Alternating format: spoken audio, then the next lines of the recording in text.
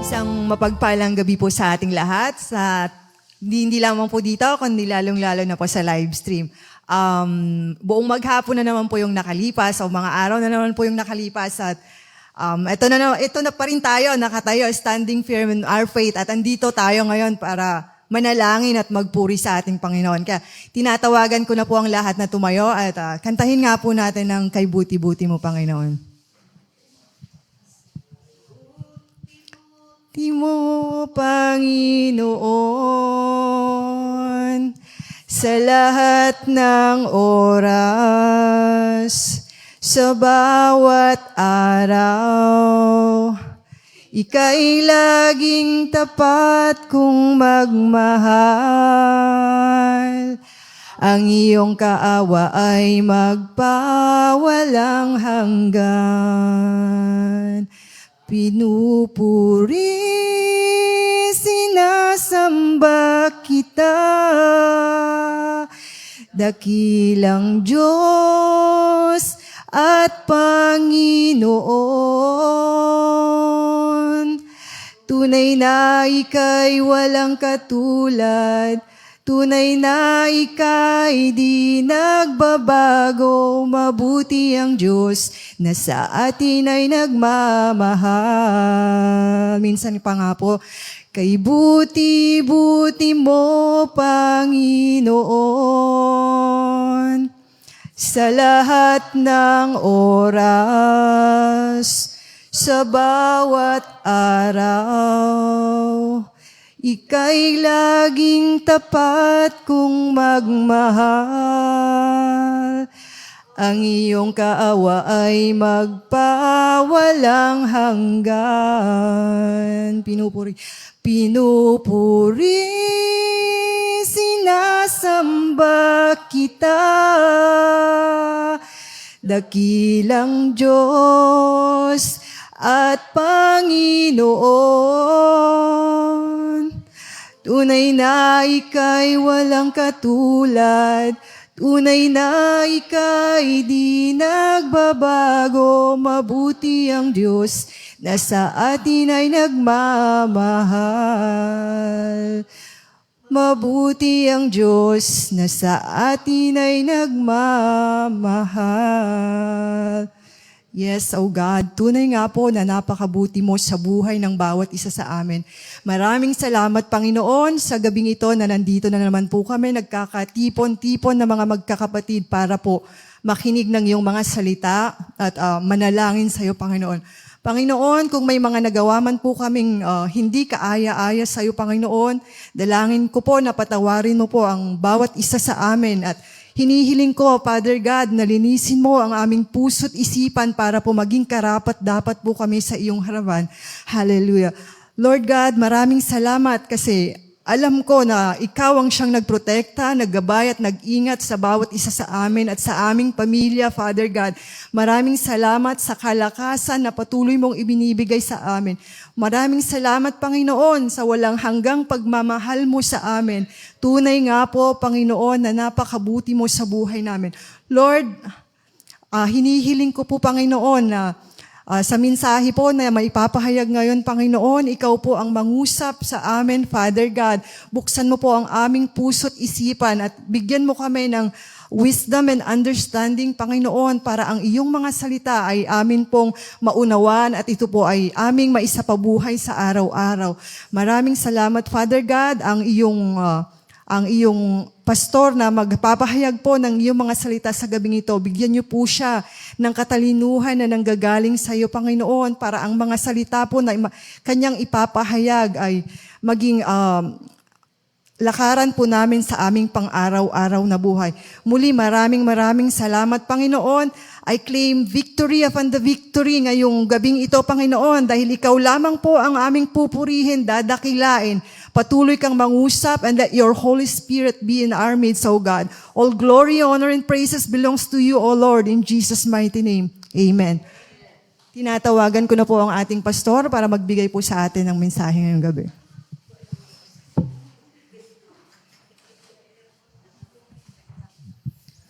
Yan, mapagpalang gabi po sa bawat isa sa atin. Salamat sa ating Panginoon dahil muli, andito po tayo sabay-samba ng ating Panginoong Diyos para po sama-samang manalangin sa mga nanonood online. Samahan niyo po kami sa gabing ito at sama-sama tayong manalangin sa ating Panginoong Diyos. Bago tayo pumunta sa ating pananalangin, ay makakarinig muna tayo ng maikling mensahe ng gagaling sa salita ng ating Panginoon. Ito po ay paalala sa bawat isa sa atin bilang isang Kristiyano, bilang isang pinili ng Diyos, bilang tinawag ng ating Panginoon.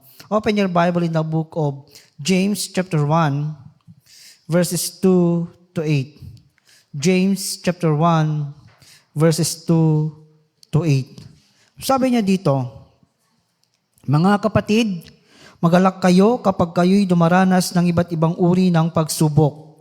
Dapat ninyong malaman na nagiging matatag ang inyong pananampalataya sa pamamagitan ng mga pagsubok. At dapat kayong magpakatatag hanggang wakas upang kayo'y maging ganap at walang pagkukulang. Ngunit kung ang sino man sa inyo ay kulang sa karunungan, humingi siya sa Diyos at siya'y bibigyan, sapagkat ang Diyos ay nagbibigay ng sagana at higit at hindi nanunumbat. Subalit ang humihingi ay dapat magtiwala sa Diyos at huwag mag-anilangan, sapagkat ang nag-aanilangan ay parang alon sa dagat na itinataboy ng hangin kahit saan. Huwag umasang tatanggap ng anumang mula sa Panginoon ang taong pabago-bago ang isip at di alam kung ano ang nais niya. Pagpalain ang salita ng ating Panginoon. Dito po makita po natin, ito po ay tinalakay o sinabi ni James. Si James na kapatid ng ating Panginoong Hesus sa pisikal. Siya po ang nagsulat nito. At ito po ay tagubilin niya, ito po ay sinasabi niya sa mga mananampalataya, mga tinawag at pinili ng ating Panginoong Diyos. Na sinabi niya in verse 2 to 4, sinasabi niya doon sa panahon ng pagsubok, anong sabi niya doon? Magalak kayo. Ito po yung sinasabi ni James na ang mga mananampalataya ay nakakaranas ng iba't ibang pagsubok. Sino ba sa atin? Sino ba sa mga tao na hindi nakakaranas ng pagsubok? Tinatalakay din ni Paul in the book of 1 Corinthians chapter 10 verse 13 na walang pagsubok ang dinanas ng tao. Lahat ay nakakaranas ng pagsubok. Lahat ng tao ay nakakaranas ng pagsubok. Ito yung pinagkaibahan natin sa hindi mananampalataya. Sa panahon ng pagsubok, sabi ni James, magalak kayo. Sa panahon ng pagsubok, tayo ay magalak.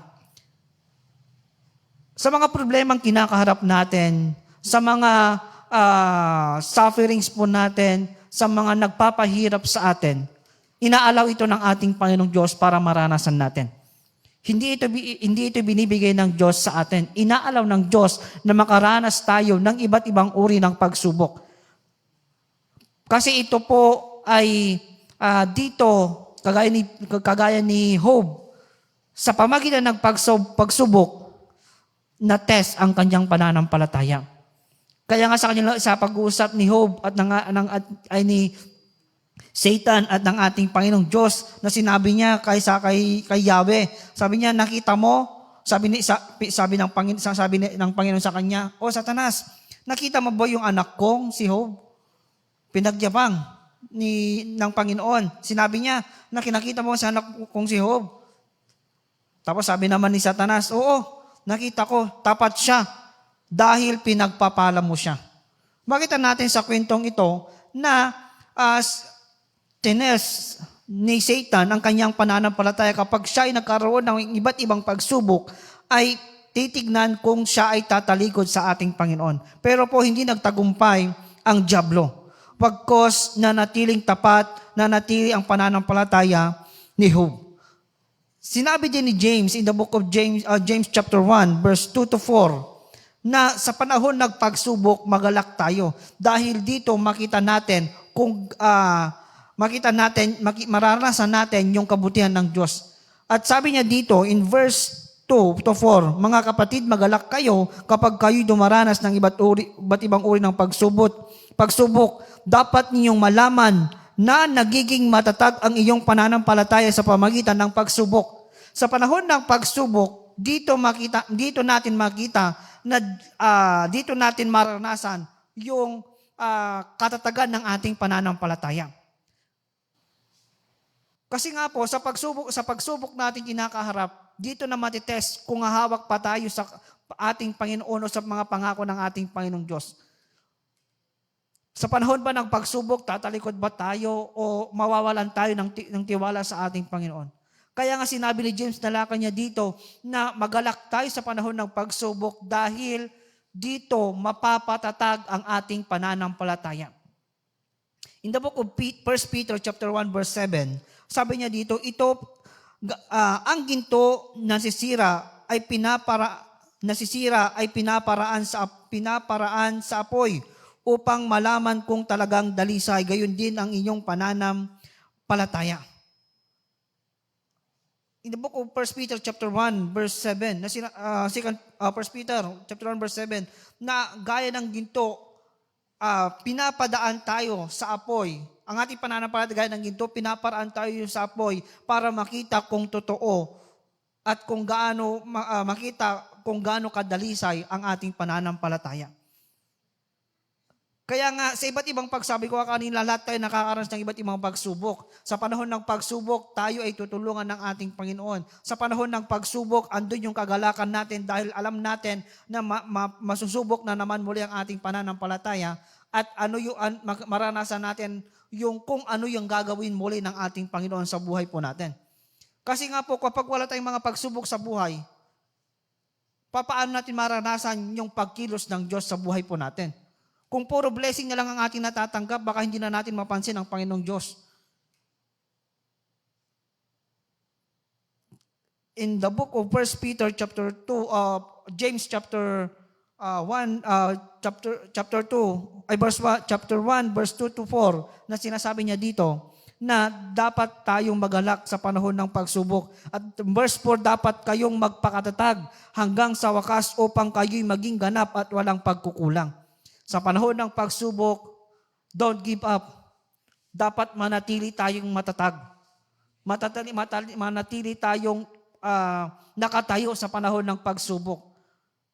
Kasi kapag sa panahon ng pagsubok, na-down tayo, sa panahon ng pagsubok, ay andun na natalo tayo ng dyablo, maaring mawalan tayo ng gana sa pananampalataya natin, sa paglilingkod sa ating Panginoon Diyos, hanggang sa mawala tayo sa pananampalataya. Sa panahon ng pagsubok, enjoy natin yung pagsubok. Kasi alam natin, itong pagsubok na mararanasan natin ay way yan ng ating Panginoon para maiparanas na ang kanyang kapangyarihan at para mas matatag ang ating pananampalataya. In verse 5, sabi niya dito, ngunit kung ang sino man sa inyo ay kulang sa karunungan, humingi siya sa Diyos, siya'y bibigyan sapagkat ang Diyos ay nagbibigay ng sagana at hindi nanunumbat. Makita natin, no? In verse 2 to 4, sinabi niya sa panahon ng pagsubok, magalak kayo. In verse 5, kung sino man sa inyo kulang sa karunungan, humingi siya sa Diyos. Bakit itinaltalakay dito yung wisdom ng ating Panginoon sa panahon ng pagsubok? Sinasabi ni Santiago na pag may pagsubok kayo, magalak kayo. In verse 5, sa panahon ng pagsubok, humingi kayo ng karunungan. Humingi tayo ng karunungan sa panahon ng pagsubok. Sapagkat ang Diyos ay nagbibigay ng sagana at hindi nanunumbat. Bakit karunungan ang sinabi ni James dito? O hindi niya sinabi sa panahon ng pagsubok, humingi kayo ng solusyon.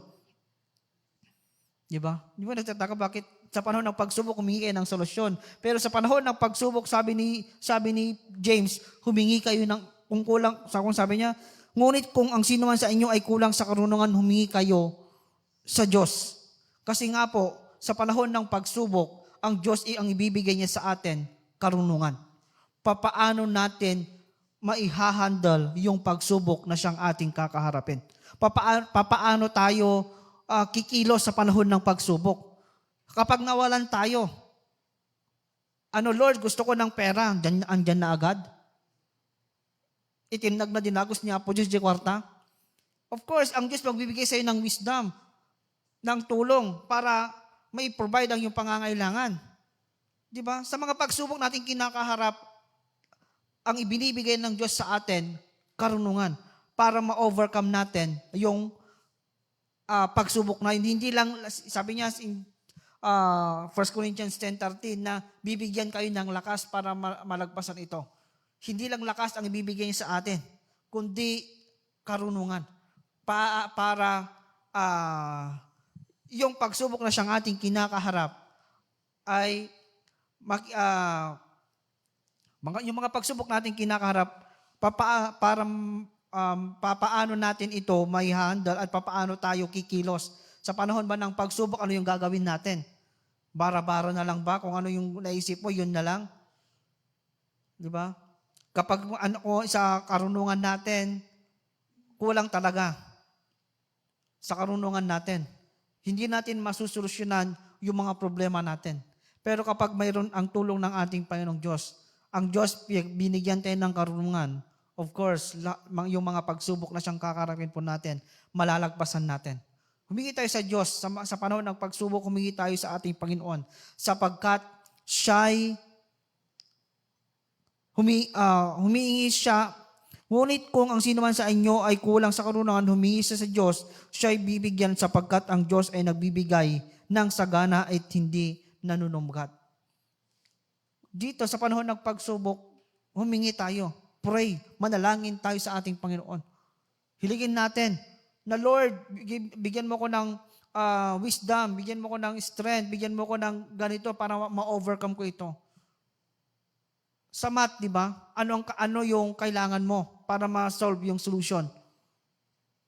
Karunungan. Di ba? Paano ka mag-solve ng problem?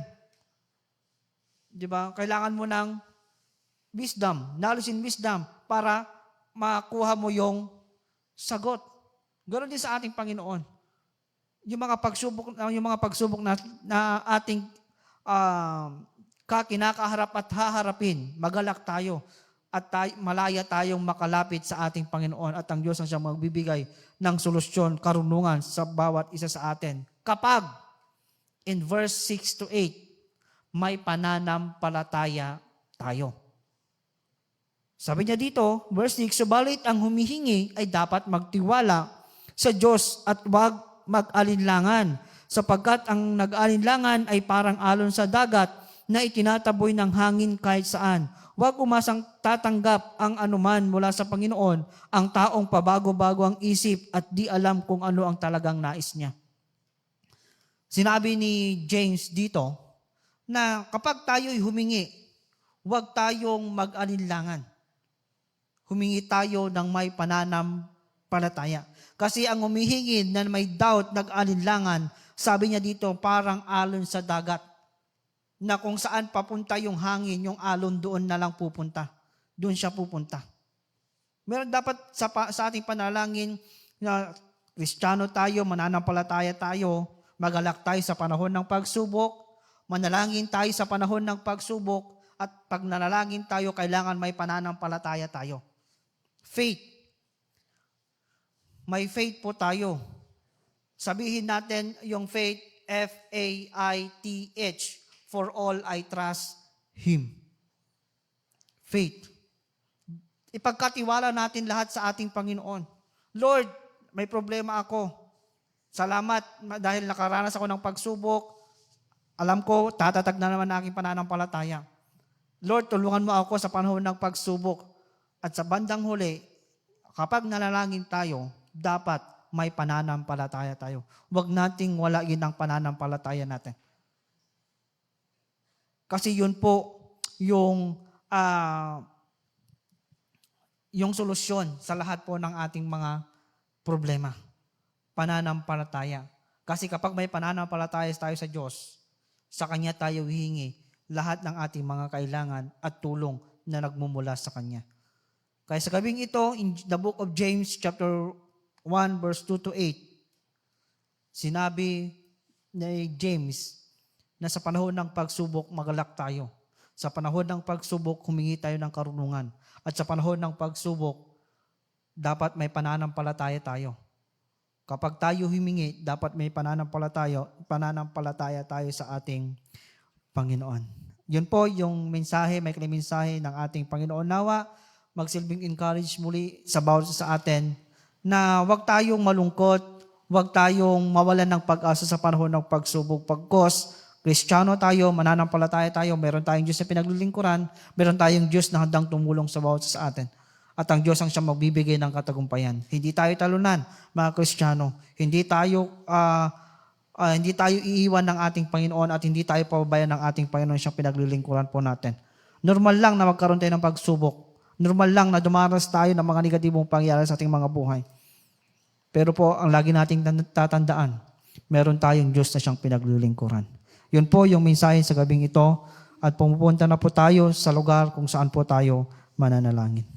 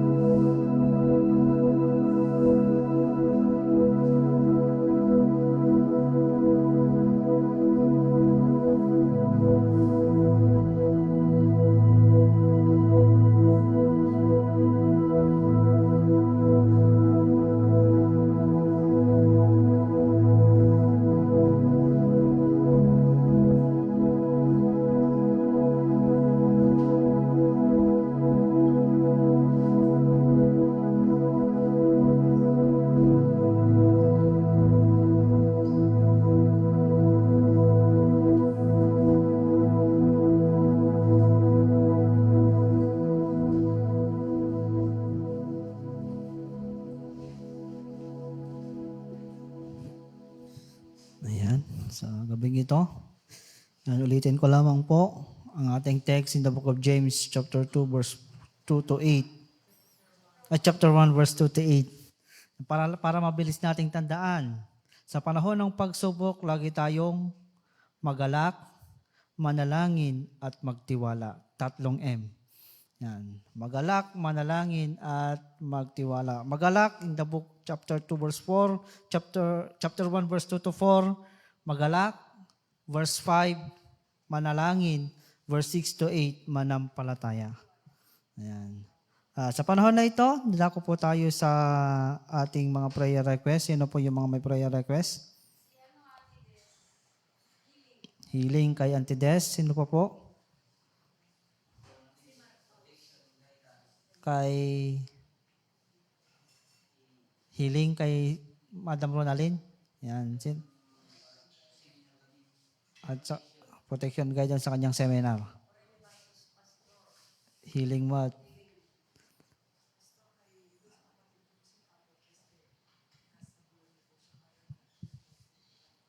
Ate? Healing what?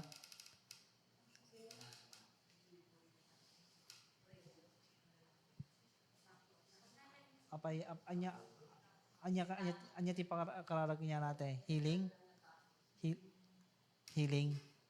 Yan. Si Rinaldo. Yan.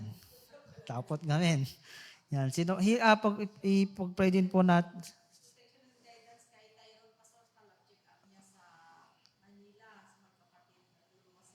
Yan, pag-pray po natin si Brother Tyrone na sa kanya lang follow-up check-up at kumpletong kagalingan natin sa kanya.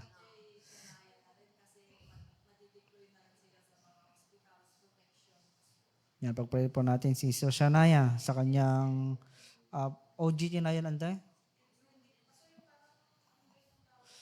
Yan, pag-pray po natin. Yan, OGT ni Sister Shania. Yan, knowledge. Yan, pag-pray po natin si Eranyo J, Knowledge and Wisdom. Pag-pray din po natin ng aking lola, Diyan mo tinaganda ni healing din sa kanya, complete healing kasi 2 araw din siya sa CNH. Yan, kauwi lang ata nila kanina. Yan, pag-pray po natin. Vincent, pag-pray po natin si Vincent. Yan, complete recovery din sa kanya.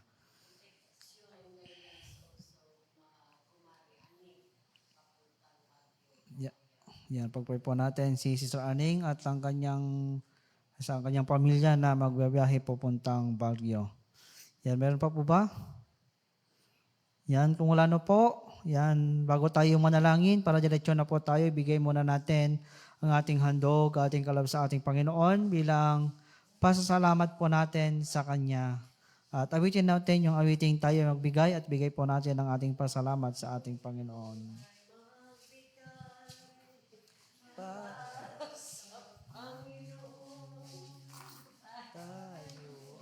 Magbigay para sa Panginoon, purihin ang Diyos, pasalamatan siya na may kagalakan sa puso.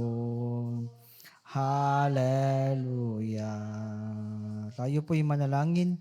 Ama naming Diyos, sa dakila sa oras pong ito, kami Panginoon ay patuloy na lumalapit sa iyong banal na trono. Patuloy, Panginoong Diyos, na nagpapakumbaba sa gabing ito, Panginoong Diyos, patuloy na nagtitiwala po kami sa iyo, patuloy na binibigay po namin ang lahat-lahat sa iyo, Panginoong Diyos, ang aming pananampalataya. At niling po namin, Panginoon, sa mga taong nangailangan po ng aming mga panalangin. Dahil ikaw lamang, Panginoong Diyos, ang alam namin na makakatulong po sa kanila. Sa gabing ito, itinatas po namin yung mga kapatiran po namin na may karamdaman. Sa gabing ito, na pangalanan, Panginoong Diyos, kanina, si Brother Rinaldo, Panginoon, si Madam Ronalyn, ang aking lola, Panginoong Diyos,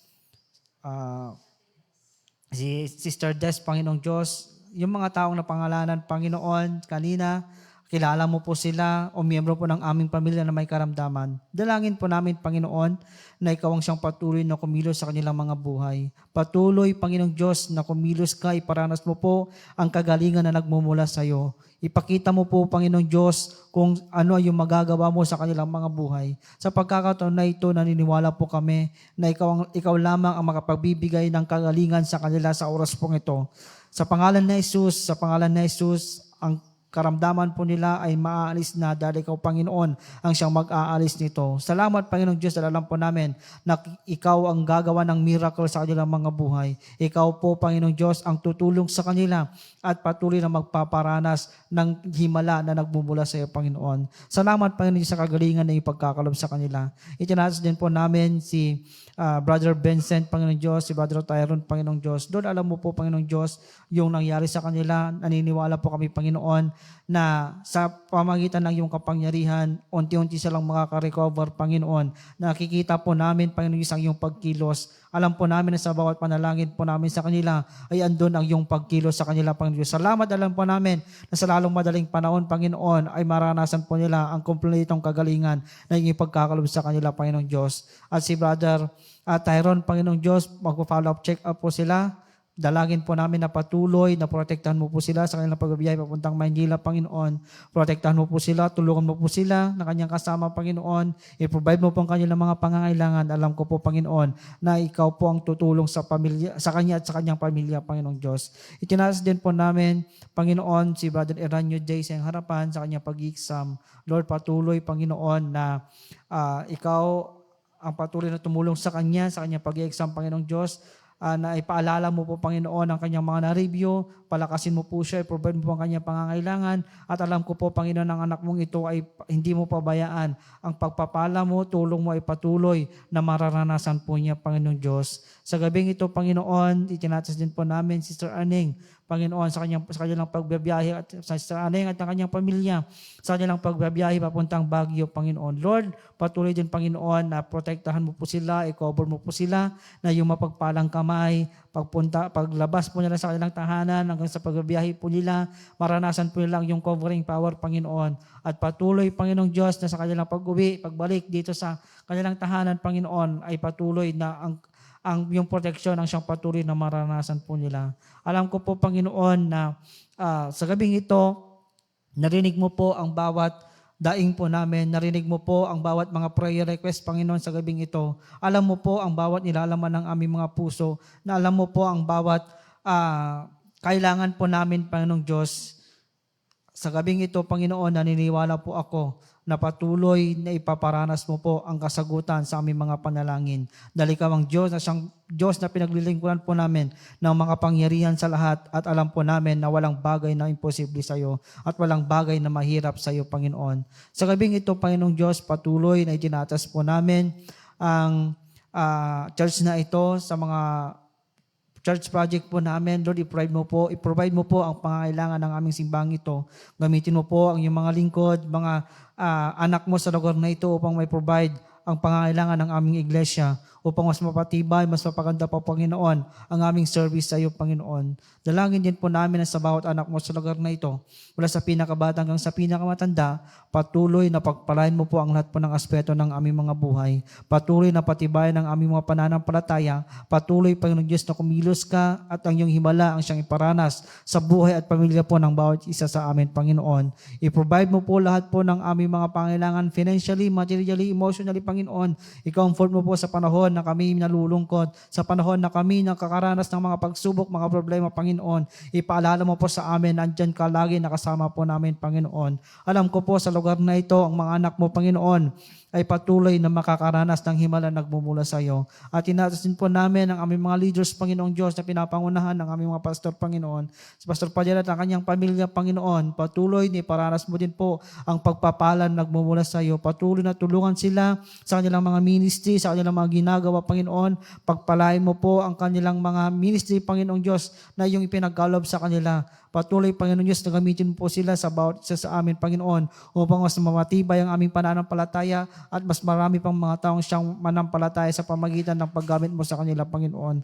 Alam ko po, Panginoon, na itong mga anak mong ito, itong mga lingkod mong ito, Panginoon, ay patuloy na kikilos ka sa kanila, patuloy na tutulungan mo po sila, Panginoon. Sa panahon din, Panginoon, na nadi-discourage po sila, sa panahon, Panginoon, na nasusubok ang kanilang pananampalataya. Patuloy, Panginoon, na yakapin mo po sila na yung presensya. Patuloy, Panginoon, na i-lift up po sila sa kanilang mga pananampalataya, Panginoon. At patuloy, Panginoon, na ipakita mo po kung anong kaya mong gawin sa buhay po nila, Panginoon. Alam ko po, Panginoon, na mga lingkod mo ito ay patuloy na maranasan po nila ang pagpapala. Sa mga outreaches po namin, Panginoon, dalangin din po namin na patuloy na kumilos ka sa mga gatherings po namin, sa mga outreaches, sa mga taong uma-attend, Panginoon, sa mga taong ginagamit mo, Panginoon. Lahat po, ang bawat isa, Panginoon, ay patuloy na iparanas mo po ang iyong presensya, ang iyong mga salita, ang siyang patuloy na gamitin mo upang maligtas ang hindi paligtas, Panginoong Diyos, yung wala pang pananampalataya,